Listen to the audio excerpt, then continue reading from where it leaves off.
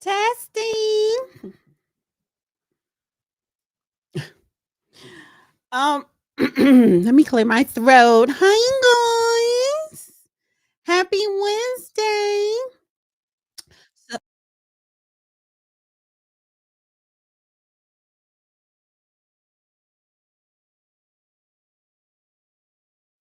honey, the audio went out again. I caught it before I started with my mouth, so I won't have the incident that I had the other day.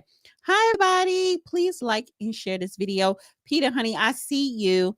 You can put a little picture on your thing, not of you, but just a emoji, but whatever. I'm about to bring you up, Peter. So listen, guys, we are talking about the Diddy trial. Yes, P Devil. He's a little demon. He's a demon. Demons do walk amongst us. Yes, yes, they do. I want to talk about Tory Lanez, and then later in the show, always bring P Ray on to give us the update on the migrant crisis that is still going on today. It's a little bit different under the Trump administration, but she's coming on later. I did invite a guest, Peter. Me and him hold X spaces together. He is anonymous. But honey, he was down at that damn courthouse. So we gonna talk about it. Yeah. So listen, like the video, share the video, like the video, share the video. And if you want to send in a comment or a question, please do it via super chat. Shout out to everybody on X. Please like and repost on X. Share this video on all your social media outlets. And let's get into it. So, this is day two. Yes, day two of Cassie testifying. The prosecutor wrapped up today. Actually, let me see. Peter. Oh, no, this is not Peter. Oops. That was OG Patrice.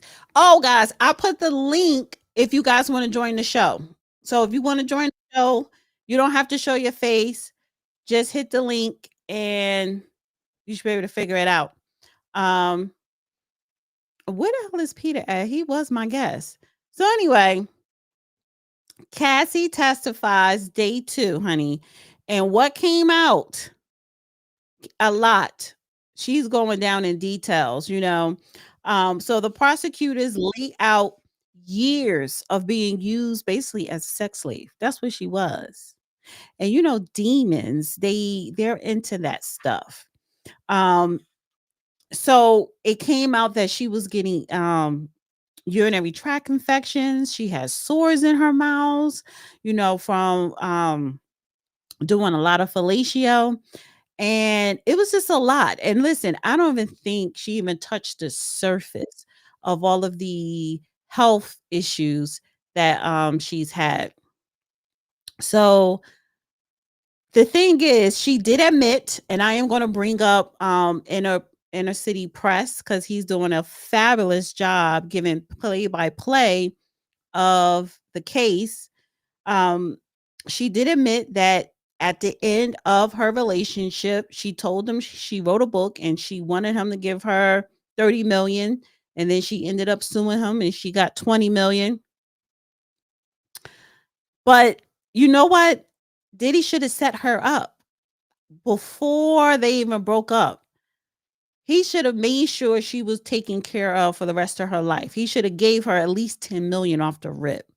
Of course, have her sign all types of legal documentations. He should have set her up when a relationship was over. And that goes to show his character. He has none. He has no dignity. He has no character. He's not a man in my eyes. He's not. He's a demon. Um, but but is he criminally guilty? Morally guilty? Yes. But criminally, see, he's not on trial for his morals. This is a criminal RICO trial. And that is what the prosecutors have to prove. They have to prove that he had this enterprise of as a sex enterprise interstate, right? Moving people here, flying people there. But morally, he's guilty. Criminally, I don't know because it basically her testimony to me just sound like a 10-year domestic violence relationship. She was in a domestic violence relationship for 10 years. That's what it sounds like to me. I don't think she's lying, but I don't think she was coerced into doing a lot of those things. There's always a way out. But, you know, um, I have my little opening notes here. So I was speaking to a friend of mine and, we was talking about this case and he brought up some valid points. He's like, listen, Diddy got caught up because he was an arrogant black man. And that is true. He is not the only one in the music and Hollywood or a lot of other industries that are doing what he has done and maybe continue to do, but what he has done. But remember all those times when he was like, I walk with Jesus, I walk with God and the cross and all this other stuff, talking about something changing his name to love. There are a lot of demons that believe in God. They believe in the worship. Why am I so hot, honey? I'm getting a hot flash. It's embarrassing. There are a lot of demons who do worship God. They believe in a God. That's why they do the opposite. See, in order to be a demon, you have to know that there is an opposite of that, which is a God. You have a lot of people who are heads of churches who are demons. You have bishops, and honestly, I'm gonna throw that out there. I believe even some popes into that demonicism. The devil believes in God. The devil walks amongst us. That is a fact. But we do have free will. Free will is our freedom and our salvation from damnation. And I say all that to say because listening to her testimony, ain't no way in the hell that I will belittle myself to the things that woman put herself through. Not for music, not for records, not for jewelry, not to be flying on private planes, not to be, there's nothing that will say to myself, I'm just going to do this. I'm going to endure this. I'm going to just be high and disassociate while I partake in this demonic acts because I like the attention. I like the fame. I like the lifestyle of the rich and famous because that's what it comes down to. And sadly, Cassie is not the first nor the last. Nothing is going to change in the music industry or the movie industry. Nothing. So I'm really asking myself, why are men and women? I'm not going to put this all on women, but men and women are not equal. Women are more weak. So I'm just asking myself, what will possess you to do all those things for 10 years and then one day you just said, you know what, I had enough.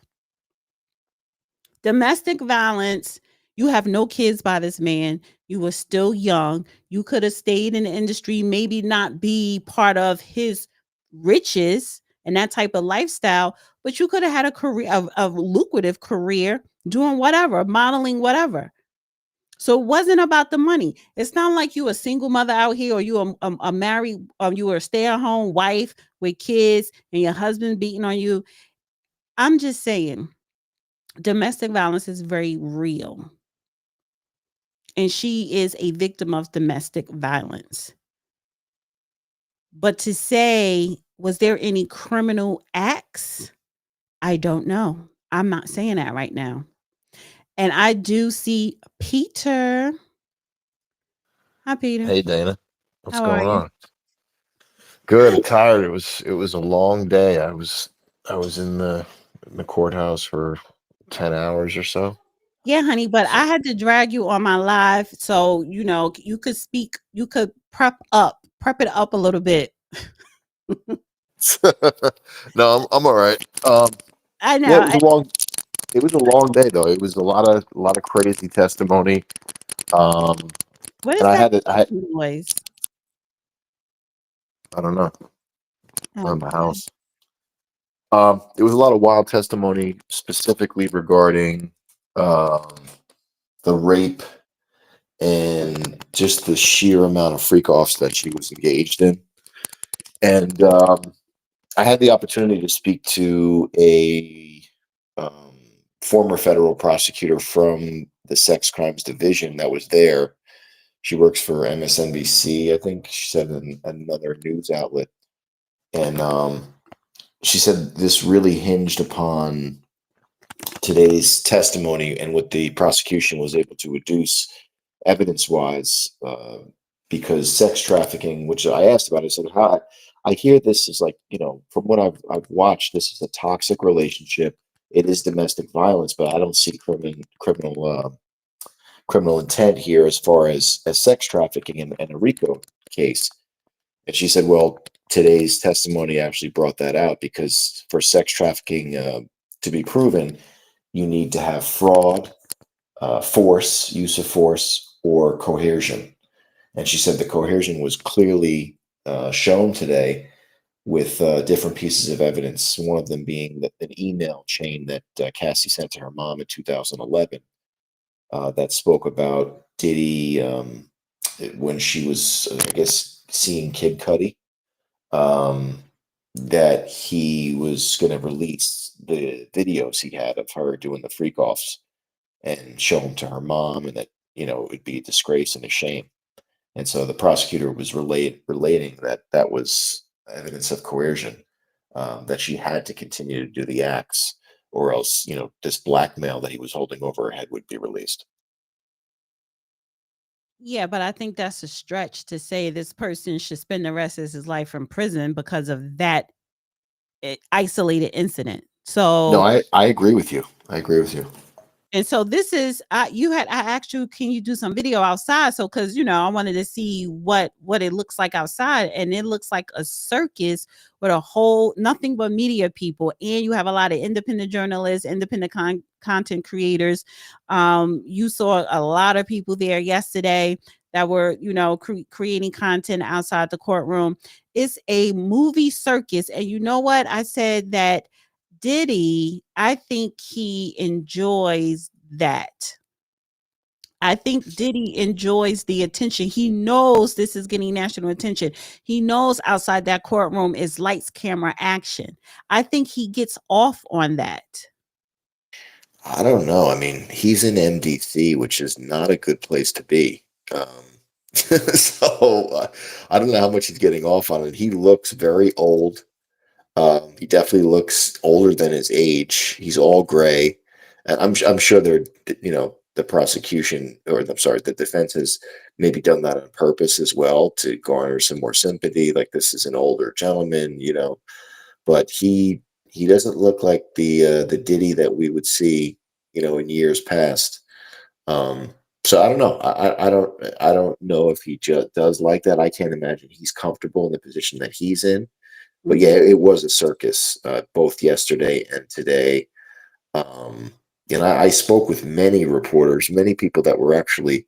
I spoke with a guy from Newsweek who was on the TV this morning, and then another woman that was on. She was an MS. She was a NBC News reporter, and she was on, I think, the Today Show. She said earlier, going over this, and yeah, I mean, they said the same thing initially, based upon Monday, Tuesday, and then this morning. We didn't really see much criminality. We saw domestic violence, but nothing that would merit federal charges. But I think, in light of what the prosecutor was telling me, it does make more sense, because the jury's going to be charged with applying the law as it's written, right? And unless I'm excited to see tomorrow if the defense is going to be able to challenge what was said today specifically.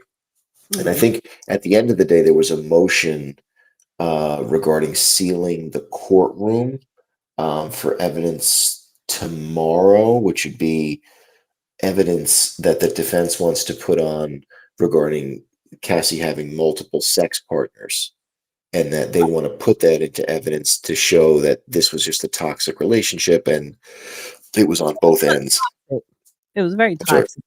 No, it was toxic. It was very toxic. So, okay, I've been following Inner City Press. He does a great job, and it's like it's like reading a soap opera here, but it's serious. So he's in a courtroom every day, and he is tweeting out everything the judge, the prosecutor, the defense, everything that is going on, and he lays it all out. I kind of wanted to go through some of it. I don't have time to go through every single one here, but No, and he's great. I've met him before in the courthouse because I watch trials. I like this stuff. He's there and he has a hard press pass. I was asking somebody today, how do you get a hard press pass? And they said, well, you have to be part of an outlet and you have to have covered at least 5 or 6 cases in the district prior, and then you can apply and get that hard press pass, which then enables you to carry an electronic device into the courtroom right, because because they take type of media can carry certain type of electronics into the courtroom. Not every because you can't have it in there. Weren't you they took they what'd you say? weren't you inside the courtroom yesterday? I was in both days. I was in they have what's called an overfill room. They had 3 overfill rooms today. So 3 separate courtrooms where they would have a monitor and everything is played over like a broadcasting speaker system in the courtroom. I mean, these courtrooms are very, very nice and they have all state of the art stuff as Okay. far as the audio and some of the video. I mean, it was kind of grainy, but you couldn't get into the main courtroom. There's only 14 spots for the general public, and then the rest of the spots are reserved for members of the press, family, and other individuals that are coming, prosecutors, other legal observers that are part of the legal community that they have seats reserved for it. But But yeah, I anybody was can get the overflow room if you have time to get in there.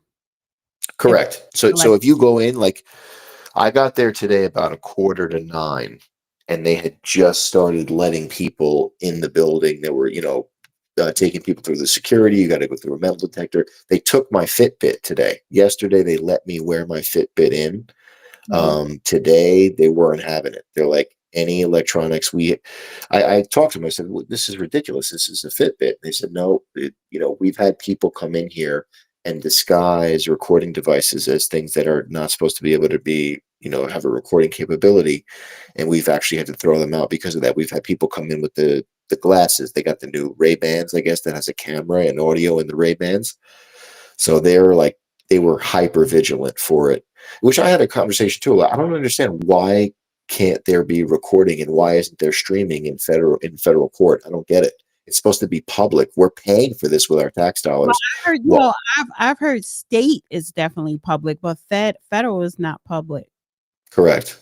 So So yeah, I was in this the overflow room yesterday and well, today. let me read a couple of I want to read this starting from here because this is where they're talking about the hotel video, which was the whole unedited 15 minutes was released. And I kept saying, why is this man running around in a towel? The guy, I guess, that worked in a hotel came up, was talking to him, talking to her. He's still going in and out the room in the hallways with the damn hotel towel. And of course, they were in the middle of their little freak offs. But anyway, so this is the prosecutor. I'm going to show you the LA Intercontinental Hallway again. Who entered? She says, Sean, what's in his hand? He doesn't appear to have anything. And then it was like, okay, now anything is in his hand. My phone. How did he get it? Well, he took all of my stuff. Where does he end up? Sitting in the chair in front of the window. What are you doing? I'm walking away from him. Now who's in the video? Me and security. And this one, where did you go from the hotel to my house? I took a Uber. Now let's turn to text messages. Can you read page 4? Please call. I'm surrounded. Who sent it? From Sean. He was running around in a towel. I told him to put the robe on. Who sent these green messages? I did. I wrote to Sean, Jules left. As long as you're quiet, you can stay. Peace. Who was Jules? An escort. And it says this Jules showed the picture. And then they showed 2 pictures, Cassie with big sunglasses. That's me, a selfie of me with a fat lip. When did you take it? In the Uber with one of my phones. Why did you write her? No, what did you write here? I said, please stay away from me. What does he say? He says, I'm getting arrested. Was he? And she goes, I don't think so. And what did you write back? Plugging my phone in and going to bed. Who was at your home? One second. Okay. Who was at your home when you got there? Carrie Morgan. She was upset when she saw me. She called the police. Did you speak with them? Yes, I didn't say who I was talking about and they left. Why? I wasn't ready. Did Sean come to your apartment? Yes, he was banging. That was pretty normal for him. But this a private building. It's a pretty private building. Did you hear from Miss Corian that day? Yes, I went to see D Rock and his wife to try to feel safe. But D Rock his security. So why would you go to his security to try to feel safe? In Right. this in this photo, what are you wearing? A gown and sunglasses. I had a black eye. What if any other views? What if? Oh wait, real question, Peter. Did you guys get to see the photos that they were pulling up? No, so what they did was they filed them under seal, and what they did was they had them in a binder. So the prosecutor, I forget her name, but I think it was Comey actually. And Mhm. this is Comey's, the former head of the FBI's Yeah, James Comey. daughter. Yeah, Yep. mhm. And they had a binder, and what happened was they had the tech team at SDNY put privacy screens on the screens so that people in the gallery wouldn't be able to actually view what was going on. So they really went above and beyond as far as that goes. I've never seen that before. Right. I, And I'm. Go yeah, go ahead. ahead. No, she was following along with them, as they would say, like they had, the government exhibit like GX 101.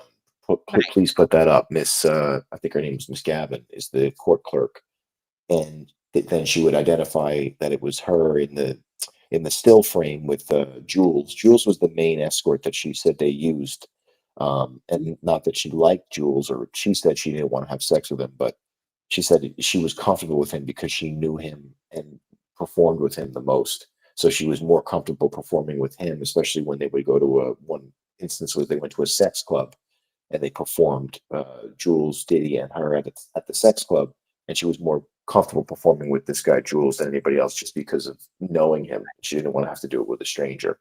But yeah, So they didn't put those pictures up. It was still frames, and you could just make out as she was looking in the binder, because there's an overhead camera that gives you a view into the courtroom. You could see like just colors. You couldn't make out anything that was in the actual picture.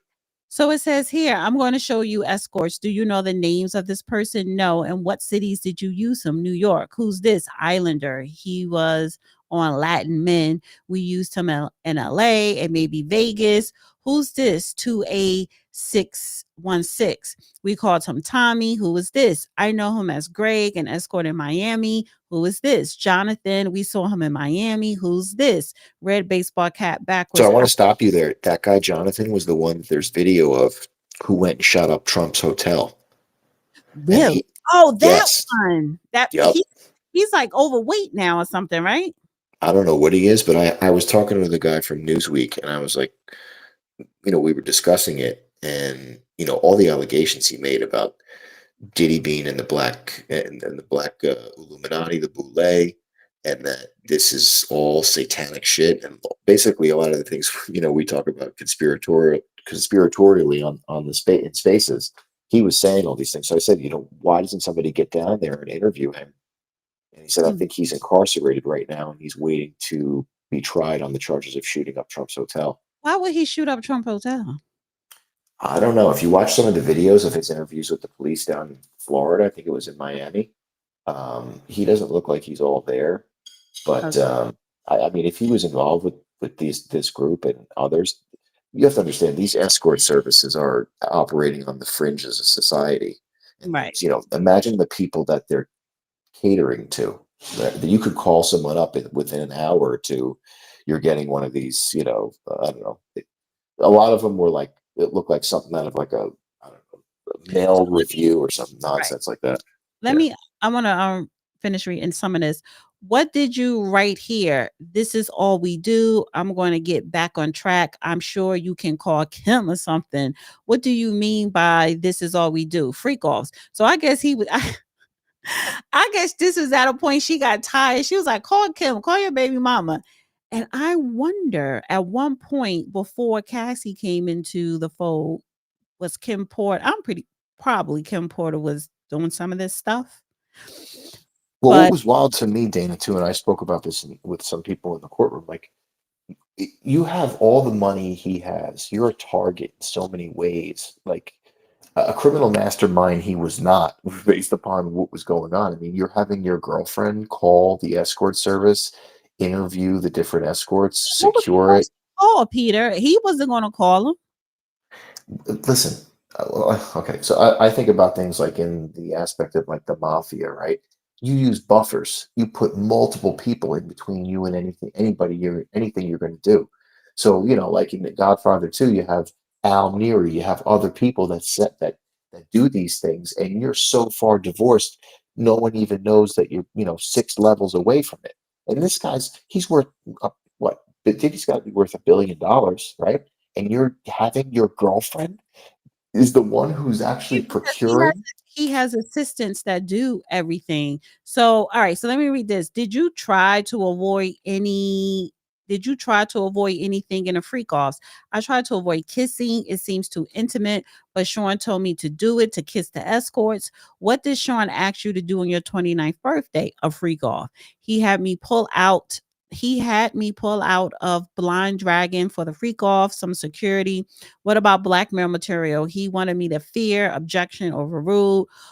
When would Sean mention the freak off videos to hurt me? One time I was dating someone else and he threatened to release the freak off videos. I have to answer to my mother. It's horrible and disgusting. No one should do that to anyone. What did Sean say the impact would be? Shame. Let me show you a chat. Who's on it? Me and Sean, July 22nd, 2013. Read your message. I wrote, please delete the videos off your phone. Too many people have access to your devices. He said, no iCloud, all good, Ambien kicking in. Oh, and then it ends there. Somebody said, this should be live stream. This is ridiculous. We aren't able to watch the trial. So let's see. Sidebar. They do a little sidebar. They take a break. Come back. Yeah, it It's was crazy. They were supposed to break for lunch at 1:15. They took the jury out. Cassie went off the stand, and then they had motions and back and forth for a good, I would say, 45 minutes. So right through the lunch break. So then we came back to the room, and they're like, okay, well, the judge is like, how long do you guys need to eat something? And the prosecutor's like, 30 minutes, right? So they cleared the courtroom, they locked it. We had to go back downstairs and then come back upstairs after like 20 minutes, and then they resumed at 1:45. And then wow. they went from 1:45 till about 4 o'clock, I would say, with like maybe a 10-minute break in between. And then when they wrapped, it was roughly 4:30. And the Mhm. prosecution wanted the defense to go right into cross. And the defense is like, listen, we have a lot to do on cross, and we'd rather just start fresh in the morning. And so Right. the judge agreed, and then he broke for the day. So, and then because they also, because then the prosecutor was like, well, we want to make sure we don't run out of time. And then, but the defense was like, oh, we'll be done by the end of the week. So they're going to drill into her ass tomorrow. So it goes here. What did you say here? I've been told there was a sexually explicit video out there about me. I reached out to Sean. Then what? We were driving back to New York City from Atlantic City to talk to this DJ Woo kid. Then That was funny. yeah, did that happen at a restaurant? What was security role to intimidate? They were lining the room. Who was there? Uncle Paulie, James Cruz. Who are these? How would you recover from a freak off? I took opiates. Yeah, Opiates. she said she used to take opiates every day, I every wanted single day. I wanted to feel numb. We'll get massages, IV fluids. The chef will cook us something. How often did you take the opiates after freak offs? Often. I got urinary tract infections. So here we go. Were the UTIs painful? Very. Antibacterials didn't work anymore. Damn, bitch. If the medicine wasn't working, something else like how much penetration was going on. So Well, how did it Dana, she feel? said she would have he would make her have sex through the UTIs, so that she was actually continuing to have the freak offs with the UTI like inflamed, and it would be burning as she was, Right. as she was involved in the freak off. Yeah. So she said, how did it feel during the freak offs burning? I would not advise it. Let's read this out loud. I have all these sores on my tongue. I have another UTI. What sores? Friction in my mouth. From what? From oral sex. You said another UTI, then sad face emoji. I was open with him about them. So you feel sick. Why are you sorry? I took the blame for things. Which escort would go to the sex clubs with you and Sean? Yeah, Jules, the escort from the Intercontinental in LA. Yes. Do you want to have sex with Jules ever? No, but I knew him. Why did you do it, Sean? So she's blaming everything on Sean. Which was crazy because it was so like I'm sitting there and I'm like, this woman is a lot of times she's also provoking it. Like there was one exchange where she talks about she's horny and she wants to do a freak off, and she's engaging in a lot of the behavior, and now later on down the road, of course, now she's saying, I really didn't want to do it, I was doing it all to please him, it was all about him, which falls in line with the psychology behind a sexual assault victim, right? If you look at the psychology, they're all going to say this, that these are the classic telltale signs, but this is also something a clever lawyer could craft by just informing their client how to act and what to say these are the clever telltale signs of somebody, or these are the not clever, but these are the telltale signs of someone who's afflicted by this. Cause you know what it sounded like when they was questioning her? They would talk about an incident, but then they were jumping. They were jumping. So she'll talk about one thing and then it'll cut and then I ask her something about totally different. And it's like, well, why don't you play out, these incidents or what? Because it's like if you're talking about a domestic violence episode, but then you're jumping to another one, and I'm just like, well, what happened to the last one? And to the point to where I'm thinking, is this a typo? But it's like, no, that this is how they're just asking her the questions. You're talking about 10 years. So 10 years, and you're trying to say that he had a some type of sexual criminal organization like that. No, he was just demonic into some worse sexual freaky stuff and made her, well, I don't want to say made her, and she was a part of it basically, but she's trying to say he made me do it. And I asked, you know what, I asked the judge this, I spoke to him briefly to this. I said but can't he be found guilty? Because I said, but isn't the prosecutors, are they trying to lay the ground to say that she was groomed to be basically a sex slave? And he said, no, you can't groom an adult. She was a grown adult when they met, when they started dating, went throughout their relationship, she was grown. There's no grooming there. If it was a minor, yes, that term grooming applies. It doesn't. He was like, grooming doesn't apply here. So you know how you hear a lot of people saying, well, she was groomed into it. And it's like, no, you can't groom an adult. That Well, term. that's why they went with the evidence today with coercion, right? That she was coerced into doing this, and she wouldn't have done it without the blackmail, without the tapes, without the mother potentially being like being able to see these tapes, um, as well as her ending the relationship with Kid Cudi in order to save him. Essentially, she said, "I'd rather end the relationship now, and neither of us will get hurt because I know if we continue, he's going to hurt you." If he finds out about us. And so here she goes here. Where are you going? To a music festival in Canada run by Drake. Sean came to my home and tried to attack me. I was thrown into the bed frame. What's this? A photo of my eye afterwards. Who took you to the doctor? D-Rock. Is D-Rock going to testify? Because It's it's like, possible. It's possible. I mean, we haven't. So this is part of the defense as well. There was an interesting exchange in the morning, prior to her getting on the stand, where the prosecution was angry. They're saying that there's something called Rule 16, and Rule 16, I guess, goes towards the defense and the prosecutors having to basically give over all the exhibits that they want to put into evidence and what they want to use for the witnesses that they're going to be calling.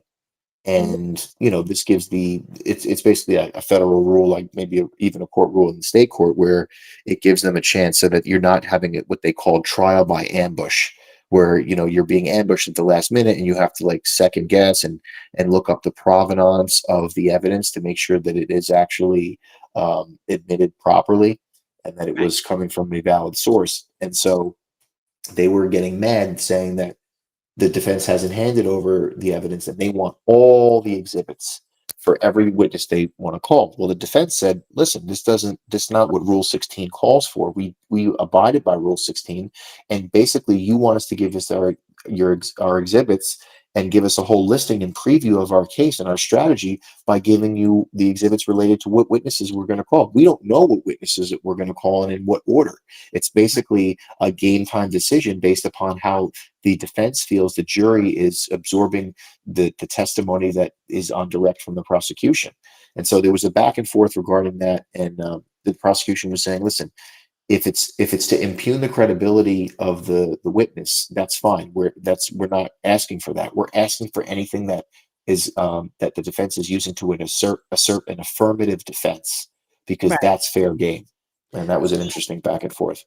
So here we go with she said Sean wanted to have a freak off in the Hamptons. We got a hotel and an escort. Which one? Dave. I took GHB. I went into a G hole and blacked out. I woke up nude in the shower. Dave and Sean were freaking out. I bugged out. It wasn't pretty. I don't know what GHB is, but then what? I spoke to a friend of Sean's and then we had a freak off. What's this? My eyebrow healed up a little bit a week later. I have a permanent scar on my eyebrow. What's this? Me at the Cannes Festival. What happened at Cannes? Sean accused me of taking drugs from his boat. He threw me off, but my passports were still on Just the real boat. quick, Dana, to stop you. GHB is gamma hydroxybutyrate. It's the date rape drug. So it's what you would spike somebody's drink with How before did you know you're she going to took say. that? How do you what? How did she know that's what it was? Unless she knew what it was She's when she took it. she knew what it was. She no, because Diddy would give it to her. He would procure it for her with Oh, various drug he dealers. didn't slip it to her. She knew what she was taking. Correct. Correct. She would do it. She said she did GHB and ketamine because it would have a dissociative effect. And she Right. claimed that she wanted to dissociate so that she didn't. She said if she was sober, she would never be able to engage in this behavior. I mean, it was compelling testimony. You got to think about it as a juror. If you're sitting there and as a normal person, as a reasonable person, we keep saying that word with so many cases as of late, but it's so true. As a reasonable person, are you going to be able to lay on the ground and have two men urinate in your mouth? Like, I mean, it's pretty disgusting. So I could see why she needed to dissociate. True, I get it, but there are people who start off doing things like that and they don't need drugs. Maybe if they keep doing it, they're needed. But people do things for some of the most craziest reasons. But let me finish reading this real quick. Because P-Ray coming up shortly. What happened in Cairns? He kicked off the boat. He threw me off the boat, but my passport was still on the boat. And were you on the red carpet the same night? Yes. Did you attend the movie? Yes. How he kicked you off the boat? You don't have your passport, but then you still go to the damn movie. How did you get back to New York? On a commercial flight, I traded my seat to get away, but he traded to get next to me. What did he show you? Freak off videos. He played them for me on one of his laptops. He said, here, release them. How did you feel? Trapped. When you landed in New York, what did you do? We went to dinner. Then he wanted to have a freak off, so we had a freak off. Why did you do it? To make him not threaten me. I would have been like, release it. Release it. Because Right. then if he would have released the girl, you could sue him. Like he wasn't going to do it because he'll be implementing himself. Yep. So, and it says, okay, let's read these from June. Well, hold on a second. He wouldn't necessarily have been implicating himself, because a lot of the freak off videos were not directly with him. So he would be directing them in the corner because he was a voyeur, right? That was the way it was putting into testimony yesterday, that she would contact the escorts, Cowboys for Angels, and say, my husband is a voyeur and he likes to watch, and I need to procure an escort so that they can have intercourse with me while he watches. So in a lot of those videos, it was just her with the escorts. And look, Yeah, he but then she could have came out and said, okay, she could either you say that's not me, or she say he released it because he was there in the room. So this case that's happening today could have happened 10 years ago. right. I see what you're saying, but You I get mean, she was also young. I think about it. She's in her 20s. Think about what you were doing when you were in your 20s. I know I wasn't the more than brightest. that. No, but I'm saying I wasn't the brightest, most smartest individual with forethought. I get all that. I've done dumb stuff in my 20s. This has nothing to do with being young and dumb. This is some other mess. This is some other mess. But so she says here, Sean, let's read these. June 13th, 2013. Has Sean been violent with you before? Yes. Had you told him before you didn't want to do freak offs? Yes. You said you needed GHB. Yes. And the two escorts not and that the two escorts not available. Okay, so you telling him you don't want to do it, and then you're like, well, I need this drug, but the two escorts are not available. This is too much. And I wrote only Paul available or Jake the white guy, but he can't do that until 11. The other guy can do earlier. It's just one more person knowing our secret. What do you mean? The freak offs. What is SLS? A hotel in Hollywood. When would you take Valium before a freak off? When I had anxiety. Sean's driver was bringing me Valium. It was Raheem, I think. Okay, they took a lunch. The jurors can now take lunch. There are disagreements on exhibits. Yeah. This was that, what you were just explaining. Mia would have taken this to her grave. Who is Mia? That was unclear. It's a witness. So it says is we can agree to something. The witness known as Mia, he says there is a jury instruction about victims. We could just bypass that. Okay, they're talking about the other Jane Does, I guess, that will be coming up as is. Yeah, there's the two victims. Cassie obviously is victim one, and then there's this Jane Doe victim, I think three, or two or three, and that's supposed to be also compelling testimony that she was also involved in the freak offs. I mean, obviously this wasn't his first rodeo. This was just par for the course for him, and unfortunately he ran into a disaster for him, unfortunately. And he wasn't able to pay his way out of it. I mean, that was another thing too. But I'll let you finish the reading before we get into what he paid. When you went to a party with your girlfriends, what happened? I saw executive from BET. Then I heard Sean was there. What did you do? I left. I ran out as fast as I could. Why? I thought he was angry. Did he come to the hotel where you were staying? Yes. He beat me up and called me names. My face was So real quick, that party was with Prince. So Prince was allegedly throwing a party, and it was going to be a once in a lifetime opportunity to go to Prince's house to watch Prince perform. And she didn't tell Diddy about it. And then when she got there, there was BET execs, and she found out Diddy was there too. So she ran out of there. And even though Diddy did see her there, and he was furious, she said she could see it on his face. So she left the house as quick as she could, and then that led to another beating, which you'll read about here, I think. okay. Did he come to the hotel where you were staying? Yes. He beat me up, called me names, bruised my face. This photo, who is it? Scott Mess Cuddy, known as Kid Cuddy. We dated in 2011. This Sean, as you see how they skip. I want to know what happened after the party, but then they skipped to now they skipped to Kid Cuddy. This Sean found out, yes, in my phone. Sean went through my phone during a freak out. He found an email about what? Taking my toiletry bag to Scott's the next day. Sean put a wine opener in his hand and threatened me. I called Scott on a burner. Where did you go? To Scott House. Then I talked with Capricorn Clark, one of Sean's assistants. Then what? I went to the house Sean was staying at. He told me he will release videos and heard Scott and I watch video, freak off videos of me. Sean kicked me in the back. I got a bruise. Where did you go? To my hotel with the burner. The room was tore up. Someone peed all over the floor, pooped in the toilet and didn't flush it. It was gross. This was just before Christmas. Well, who did that? that, that was allegedly Diddy and whoever was there. I mean, they pissed all over the floor, she said. And like you said, it was At her funny hotel hearing her room say it. 'cause they knew she was gonna come back there?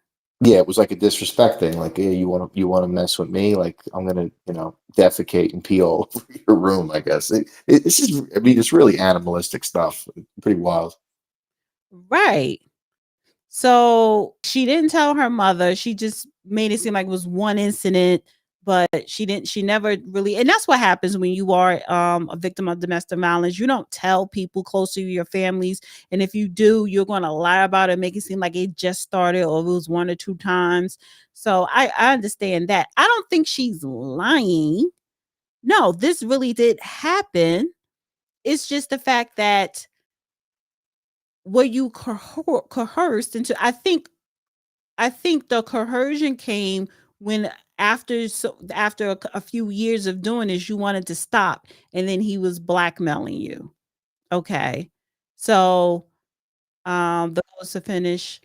Did anyone come see you in Connecticut? Scott did for a few days. I broke it off with him. It was too dangerous. The objection overruled. Sean said he would hurt us both. So this is the Sean thing. I want to get to their last encounter. We were having an after party in our suite. I talked to a producer, and Sean tapped me on the shoulder, called me into our room, and beat me, kicked me as I tried to hide behind the toilet. What stopped it? D Rock and James Cruz came in. It made D Rock sad. D Rock, what communications from D Rock to me? He says, "Where you at? It's time to ice your face." Why? I just have been beaten up by Sean. What is this? Okay, Turks and Caicos. Damn. Were these all the times he beat you? No, there were more. With who else did you see Sean be violent? I saw him drag an assistant out of bed. I saw him punch Eli or Ellie in his head. One time in Turks and Caicos, he dragged a person. He was doing a lot. I believe we had a freak off in Turks and Caicos. What floor did you live on? 17th floor. A friend stayed. He roughed up the friend apparently. Um, this vitamin C. I want to get to the end. She was like, I was sleepwalk. So you testify your relationship with Sean ended in 2018. How was your health? I was sleepwalking. I had PTSD. Objection overruled. What is this? A photo of my front door in 2018. Publish it to the jury. Why is there a knife there? Sean was coming around a lot, so I had it. August Yeah, so that 2018. was it. So it was a picture of the door frame for her apartment, and what she Mm-hmm. did was she wedged the knife in between the door frame and the door, so you couldn't force it open. And she said it was basically to kill two birds with one stone. It would both keep the door locked and secured, and if he was going to come back again, she could then retrieve the knife right from the door jamb and stab him with it. Well, she didn't do it because it says August 2018. What happened? We were having a closure conversation at a restaurant in Malibu. He was trying to convince me to go to Burning Man. Were you seeing were you seeing anyone? Where they say anymore? My now husband. Let me. Okay, so this is the ending part. What happened next? Sean came to my house and he raped me on the living room floor. His eyes were black. It was like taking something from you. Oh no. Yeah, we had a closure conversation at a restaurant in Malibu. Okay, yeah. Yeah, so she said, I mean, this is he does a really good job, obviously. He cuts through a lot of the little details, but there are a lot more details if you're there, right? So she said they went to Malibu, they were driving, they went to dinner, and it was very like romantic and fun, and he was flirty and he was like just being nice. And then when they went back to the her house, everything was normal. He wasn't being weird. He came inside, was talking to her, and then basically raped her on the living room floor, and she said no, she didn't want him to do it, but he continued anyway. And then the prosecution was like, well, what happened? That how did it finish off? He Oh, ejaculated, all that. yeah, he ejaculated, then he got up and left. Did you ever have sex with him again? Yes, voluntarily. We had a good night. I went back to his house. Can you explain why you did that after he raped you? We have been together 10 years. Yep. And And then she would you said the say feelings don't just go away after that because he didn't put that in there. I don't yeah, that's crazy. Super crazy. Super. But again, this will be in line with what a sex crimes prosecutor will tell you. This is classic victim behavior. Someone who's the victim of an abuser, right? That they have a trauma bonding and like a Stockholm syndrome, so to speak, and that they really have this connection with their abuser, and that even after the Like abuse, Stockholm syndrome. correct. What about the men who claim to be victimized? Somebody put in a chat. Well, they're probably gonna come up later. But I don't know. Stockholm syndrome, but you allowing someone to constantly pee and ejaculate is that's just it's just too much. It's way too much. It's too much involved. Real quick, it was something that I wanted to bring up. P Ray, I see you. I'm about to bring you up. Give me a second. If you want to finish, she goes into the settlement off. So the settlement she wanted, why she wrote the book, a bunch of it was self-serving. How I found it, at least when I was watching it. Yeah, I mean, but we all know that because that's what came out. And so TMZ released never before seen footage of Diddy and Cassie celebrating his 48th birthday in Mexico. Well, they look happy. Yep. I mean, this is why it's like if I'm a juror, obviously the jury's not supposed to be doing their own research, right? But if I'm a juror and I'm watching this, I'm saying to myself, why she's hanging on through all this. She's not saying anything. There's text messages saying that she loves him. I love you. There was a Father's Day text message. I can't wait to have a baby with you, and it's going to be our baby to celebrate with Father's Day as well. And there's so many different moments that are being captured at the same time. And so I don't know. For me, I think there's a lot of reasonable doubt. But again, this is only day 3. So, this is So supposed to go here's on the for 8 thing. weeks. If she wanted a baby with him, he didn't want one with her. And Correct. that is because he only looked at her as a sex slave. Correct. And that's messed up because I think she really did love him. But she like, oh, he's this huge star, he's wealthy, and I have this, rich and famous type of lifestyle, and you want a baby with him because he has the new daughter by a woman that we don't know nothing about or whatever. But he looked at her differently. And of course, Kim Porter, that was his favorite, but he didn't love her like that. But I don't know. I guess she thought, well, if I keep doing this, he must like me because he wants me because I'm pleasing him. It's crazy. It has to be a certain point in a person's life to say, listen, this is my boundary. I'm never going to cross it because nothing and no one isn't worth it. I mean, I'm not a religious person, but you think about some of these things and the karma that he's going to be having to pay for. I wouldn't want to, I wouldn't want to be in Diddy's shoes after all these things he's alleged to have done. I don't think he gives a damn because, listen, 30 years he's been doing this, and it's not just him. It's the bodyguards, it's the assistants, it's everybody that's seen what this man was into, what he was doing, and you know, um, and they just stood by. But he had 30 years of showing his ass, being at the top, eating lovely, right? And now it's time to pay the piper. You were arrogant and black and you were into some sick shit, and now it's time to pay the piper. So no one should feel sorry for him. I'm looking at it when it comes to our justice system. If he is found guilty on this, what does that say again for the rest of us regular folks? He is not about him. He's demonic in my eyes. Yeah, But I agree. how many women, scorned women, are going to use this case, especially if they're dating a man with means, against their ex-husband, ex-boyfriend, or whatever? So Well, I said the same thing in the courtroom, and you didn't read it yet, but $30 million she wanted. And the prosecutor was like, where did you come up with with that number?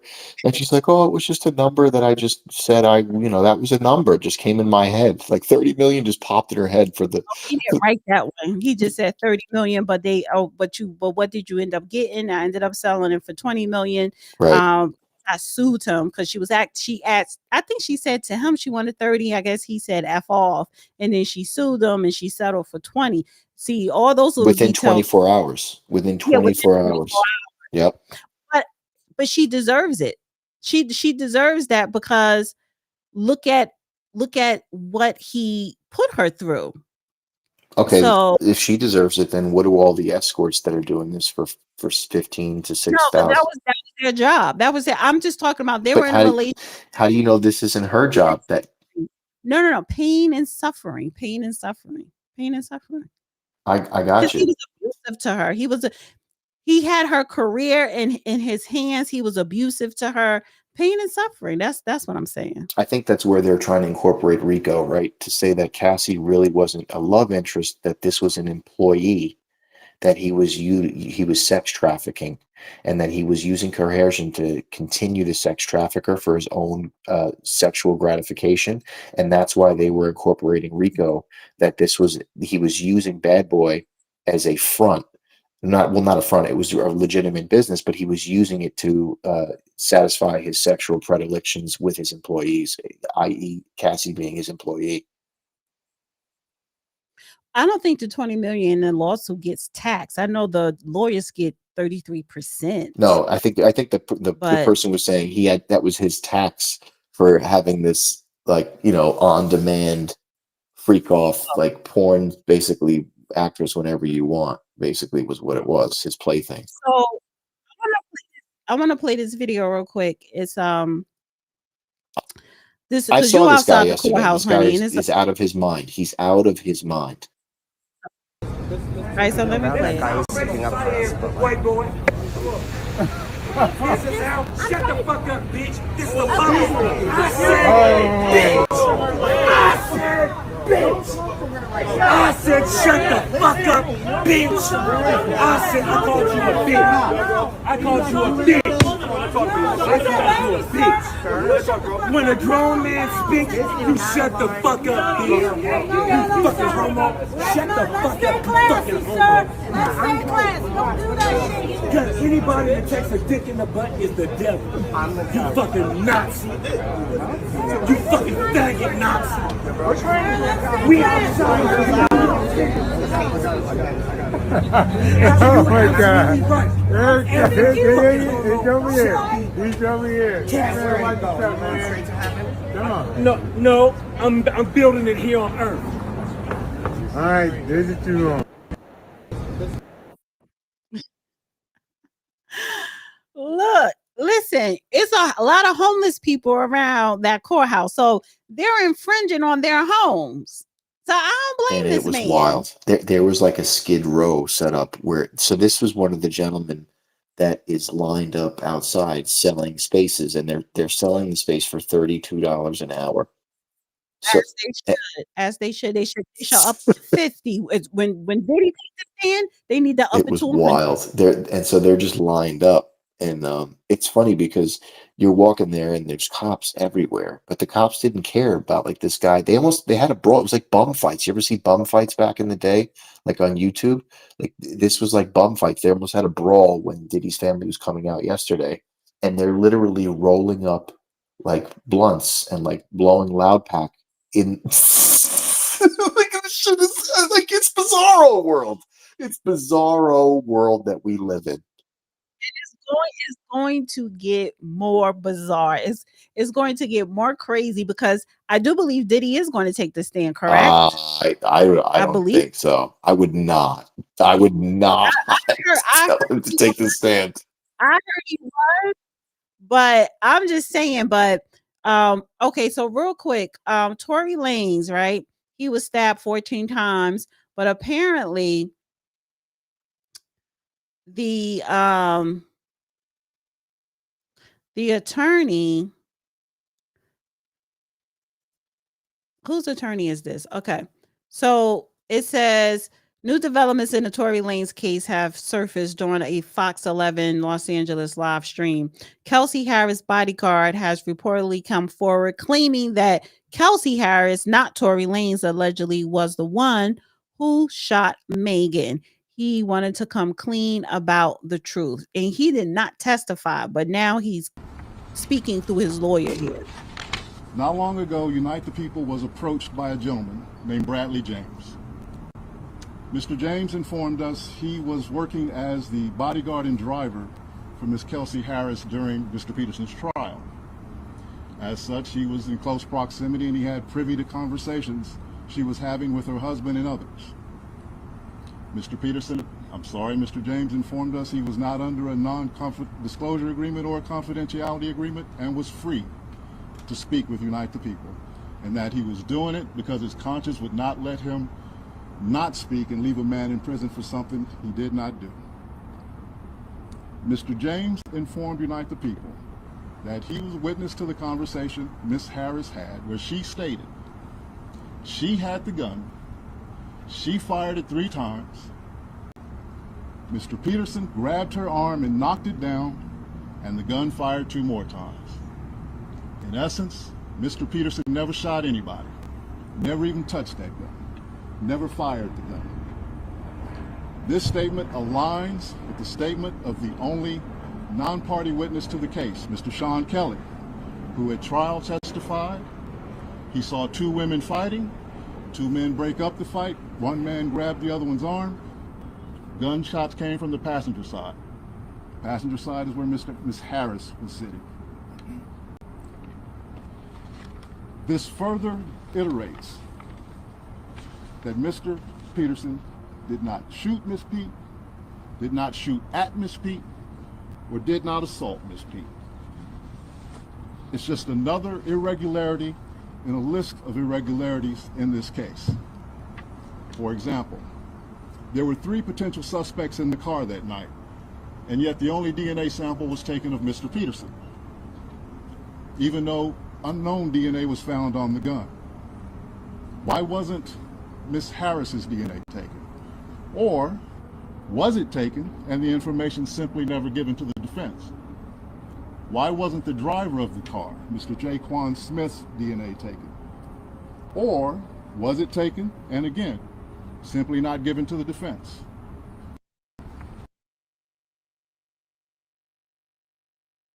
Can you hear me? So Megan lied, Kelsey lied, Kelsey need to be behind bars, and apparently Tory Lanez need to be free. And I don't want us to go into this right now. I just wanted to, show this, bring this to your attention, Peter, and the audience. But when we do our X Space tomorrow, I think we should talk about this along with the Diddy updates, right? What do you think? I agree. I got to look more into this because I don't know much about this case. So I'm going to do some due diligence tomorrow, so I could be better versed on the facts of it. But I mean, man, definitely want to stay out of the penitentiary. Not a good place to be. And 14 getting stabbed 14 times is fucking terrible. And real quick, Rule 412, right? This is what the defense and the prosecutors were going back and forth of at the end of today regarding the defense cross-examination. Rule 412, also known as the Rape Shield Law, generally prohibits the admission of evidence about a victim's sexual behavior or predisposition in sexual misconduct cases. It aims to protect victims from the potential harm of being cross-examined about their past sexual history, which can be embarrassing and stigmatizing. The rule is designed to focus on the trial, on the actions of the accused rather than a victim's past. And so the defense want that thrown. They're saying Rule 412 does not apply here, and it should not apply. So correct, because it would basically eliminate your constitutional protection to be able to mount a vigorous defense against your accuser and to impugn the credibility of a witness, which is ridiculous that they even. You have to understand the way jurisprudence is going. They're chiseling away at your ability to fight these things, and they're making it so that the jury would have to convict you. It's a dangerous time that we're entering when the government is taking these positions, because they're limiting your ability to do things that have been around for centuries. Right. Well, Peter, thank you so much for coming on and sharing us with your experience being in the courtroom at the courthouse inside of the Diddy trial. And when I come up to New York, honey, I'm going to be up there that week of Memorial Week. So yeah, hopefully I get to go inside. But thank you so much, Peter, and we'll catch up tomorrow on X Space. Of course. Have a great night. See you All right. then. Okay. Good night. Bye. Okay, and P Ray, honey, where are you? Get on camera. Hey,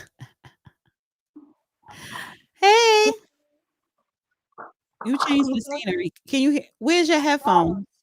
I have one of these AirPlugs No, today.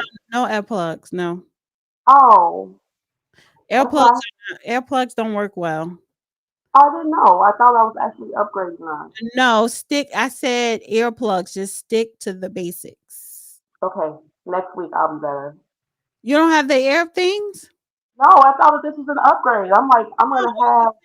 it sounds a little muffy, like a little underwater ish, a little bit. You want me to take them off then, or we can just Take use 'em- the yeah, rest? let me see what it sounds like when you take them off. Okay, hold on. Oh wait a minute. Is that better? Huh? Is that better? It's a little bit better. Thank you, Walter, for the cash out. I really appreciate you. Thank you so much. All right. It's So warm listen, day in Chicago, so I'm a little sweaty. I was moving fast. Yes, you were but I what? was moving fast, and it's hot today in Chicago. So Oh, thank you for having me. where are you at? I am at my friend's home in the West Loop in the city of Chicago. If it wasn't so foggy, you could actually see the Chicago skyline behind me. That's what I was going for. But again, it's a muggy day in the city, so the window is fogged. I had Okay, a so whole. your house is getting renovated. I cannot stand those earplugs. Okay, then let's take them off. Yeah, take them Oh, off because I need to hear. Yeah, I don't like the way they sound. Is that better? So much better. Yes. Okay, cool. All right. So, So just actually, I'm gonna mute you and then I'll. okay. So you something happened in Chicago, honey. It was a fight. There was a fight that broke out. Somebody got arrested. I heard somebody else about to be arrested. And you wanted to come on and mention it because I think it has something to do with your organization. I'm not sure.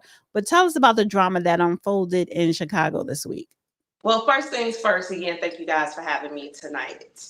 I am the chair and founder of Chicago Red. Chicago Red is the premier urban MAGA organization that was started on the west side of Chicago after I went to the Young Black Leadership Summit and got red pilled by the President of the United States at the White House.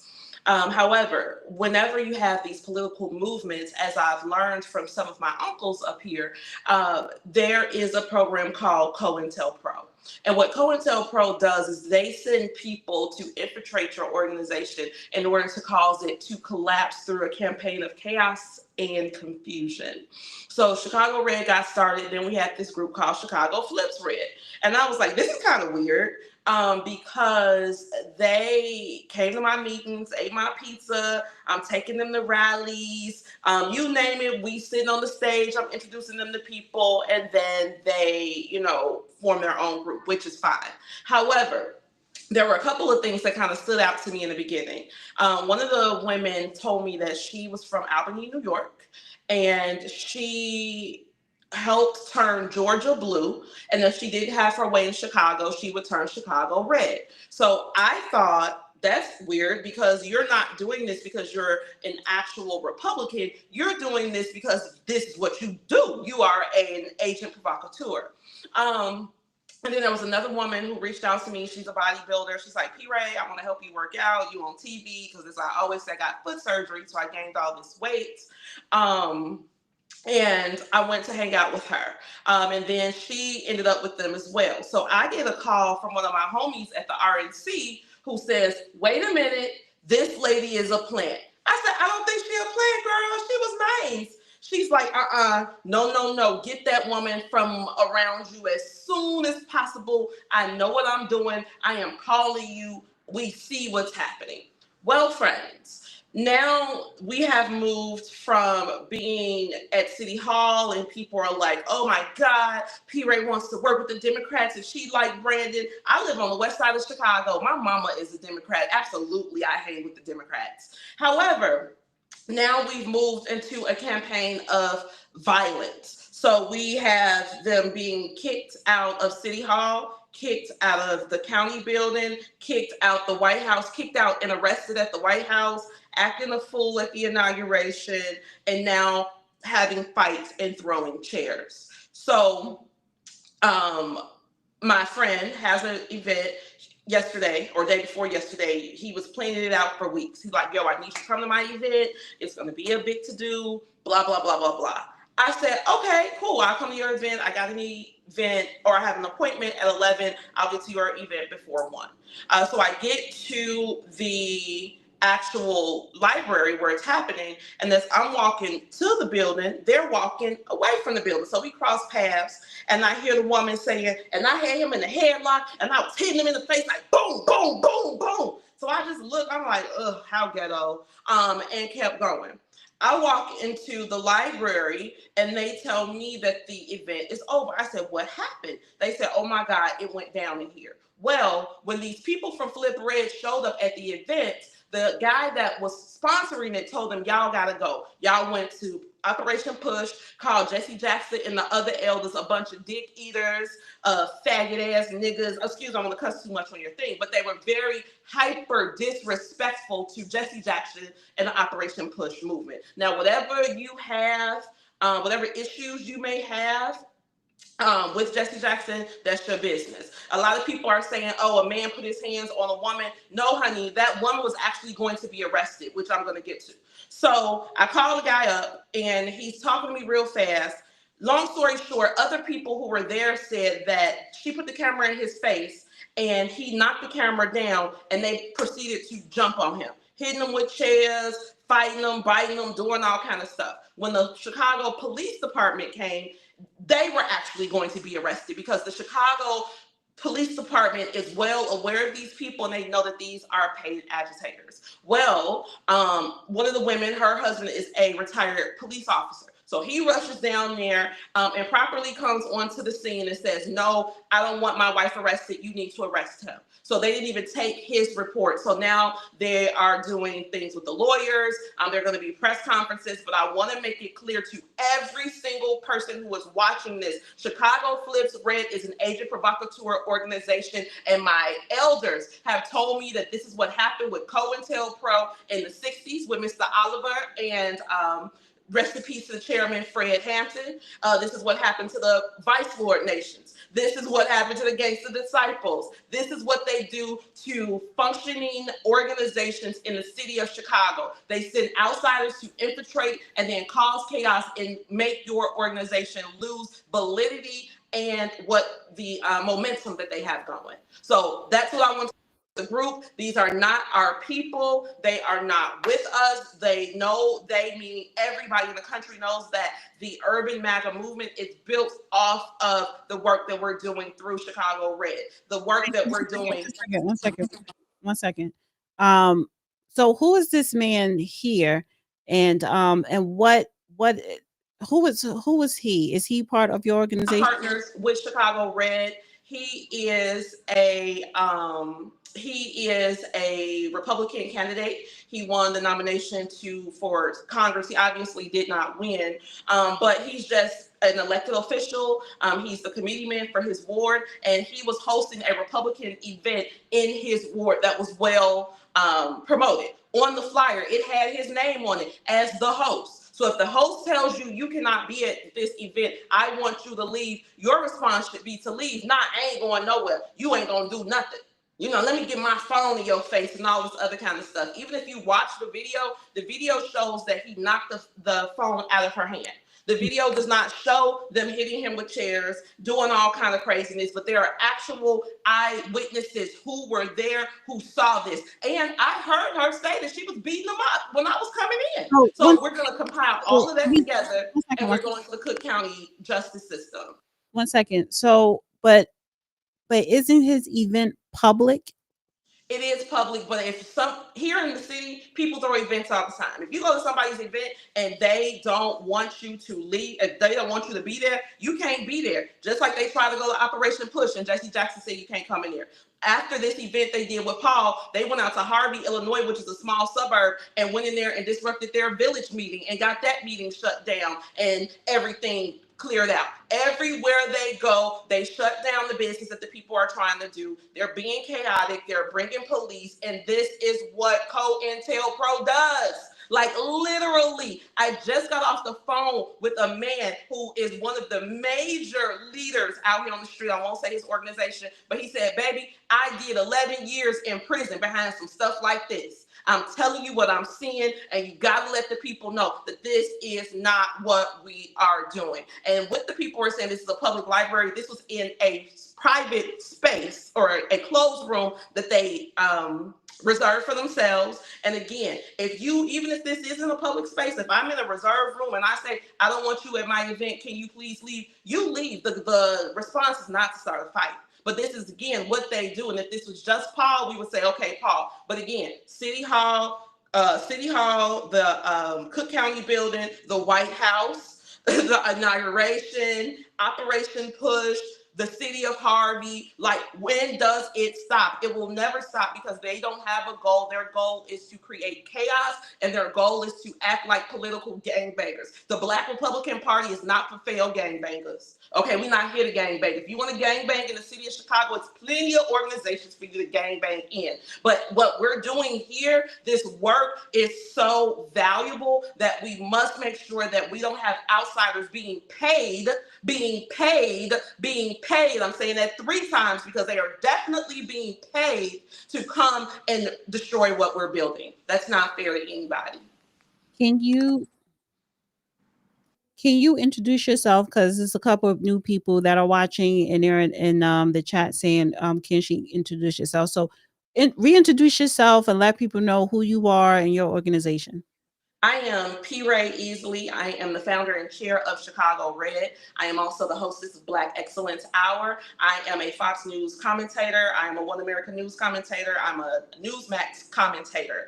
What we are doing here and I am a former princess in the Democratic Party here on the west side of Chicago. I left the castle that the Democrats built and just said, I'm gonna go build my own kingdom. So I make sure that while I'm doing what I'm doing, my goal is not to tell the secrets of the court. You can't grow up in the castle and leave and tell the secrets of the court. Instead, you build something else so that the people can have choices. So that's what we are doing.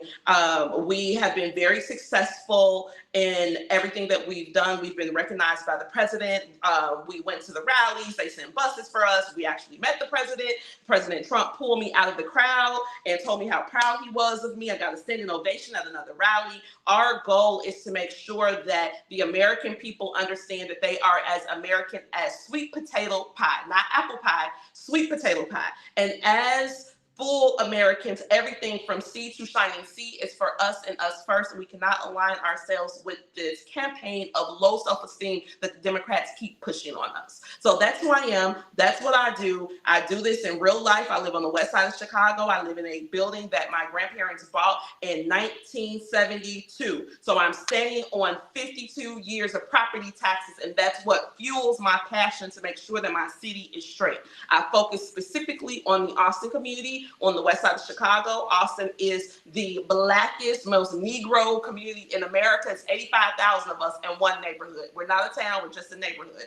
And so that makes us very, very, very, very country. We're from Mississippi, Alabama, Louisiana, Arkansas people. We love each other over here. We work hard. Y'all see Mark Carter out here. He's also from the west side of Chicago. We're doing this not for clout, but for real. And I think that we are seeing more people who are more interested in going viral than actually getting things done. Because if you were actually trying to push policy, then you would know that politics is a game of shaking hands and making friends in order to get the legislative goals you want accomplished. Nothing more, nothing less. But you can't bully people into doing what you want to in this city. It'll never work. Mm-hmm. I actually had the ladies from the organization on this platform. We were all on here being interviewed, very respectful, so again, they have come on our platform. They have been respectful on my platform. It's, listen, I don't like to see, and I'm calling it in-house because everyone's from the same city or whatever, but at the same time, I always say this, and I don't care who you are, what organization you're hooked up with. I look at results. If you're a nonprofit, or even if you're for profit, if your organization, especially when it's about politics, I look at results. What is your agenda? Where is your agenda? It should be visible for everybody to see. And what policies are you pushing for the city, local city, to implement, to change, to bring into the fold resources. So I look at results. That's all. And that's what's important. I know you and your organization, y'all have produced results as of recently. And shit, it took a long time just to get that, because your city was bombarded with illegal migrants, and that seemed like that was the top priority for the last 4 years under the Biden administration.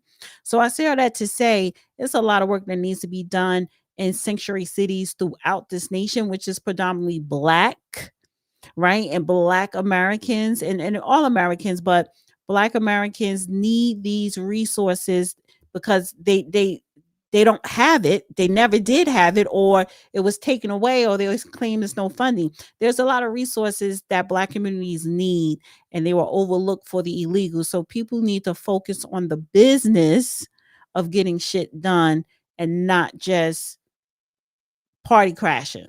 Correct. And that's the thing, one thing that I'm super proud of is the fact that we got the school buses for the children.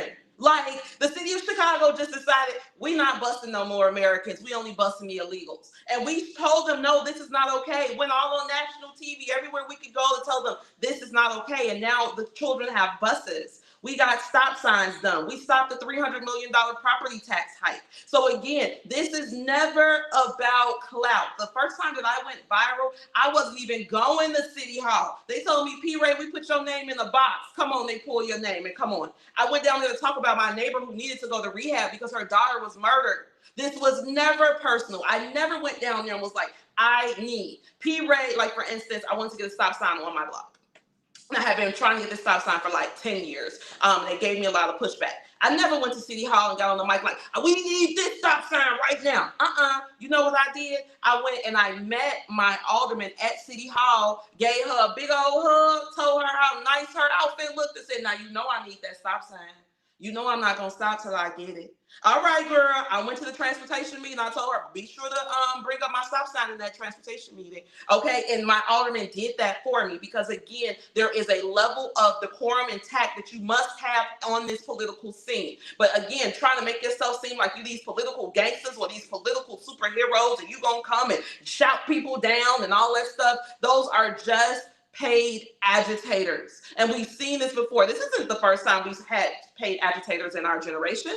But now the Republicans have their own paid agitators in these people, and they are seriously trying to delegitimize the very hard work that we've put in to lay the foundation to really get some things changed in our city.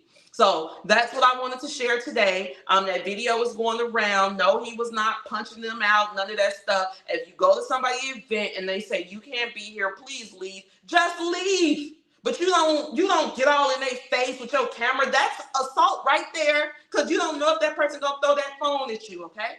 So whatever you have to do to get yourself out of that situation, that is fine. I'm really looking forward to how the discovery process comes out in this and how the other police reports are going to be written, because we have evidence of these people doing this over and over and over and over and over and over and over and over again everywhere they go, all around the country. It was embarrassing for people to call me from DC and say, girl, I seen your people getting arrested at the White House. Who people? Oh, no, not mine, because we don't do that. And I'm telling everybody here, Chicagoans, we are very passionate about this city, but we have a lot of decorum and respect for ourselves. If you see people out here hollering, screaming, acting a fool, fighting, pushing, cussing, spitting, know for a fact that somebody paid them to get beat up like that.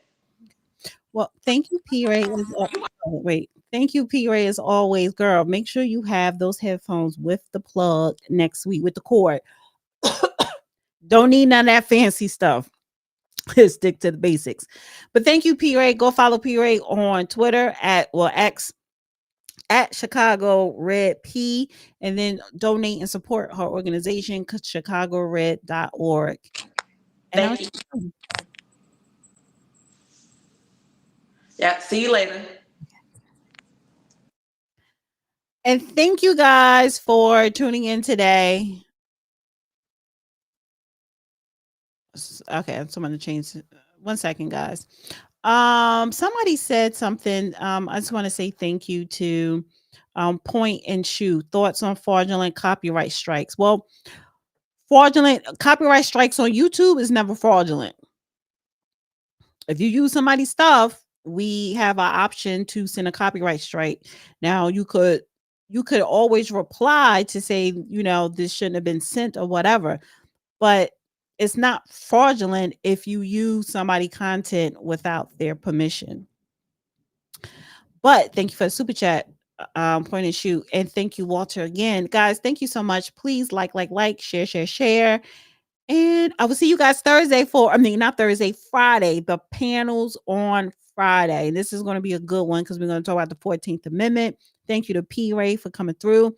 Thank you to Peter for coming through. Peter was at the Diddy trial inside the courthouse. And OG Patrice, I saw you was coming in and out. I don't know if you were dropping or I don't know. But I shouldn't put the link for people to join because it was kind of busy with the two guests I had. But anyway, guys, thank you so much for tuning in to another Dana with the Data podcast. And I will see you guys on Friday. Thank you, Walter. Hello, Mel. You was in the X yesterday. Oh, check me and Peter out on X tomorrow at The Real Dana number 7. Me and Peter are going to be holding our weekly X space tomorrow. All right, guys. Have a wonderful week. See you on Friday. Bye. Oh, wait. Got an outro.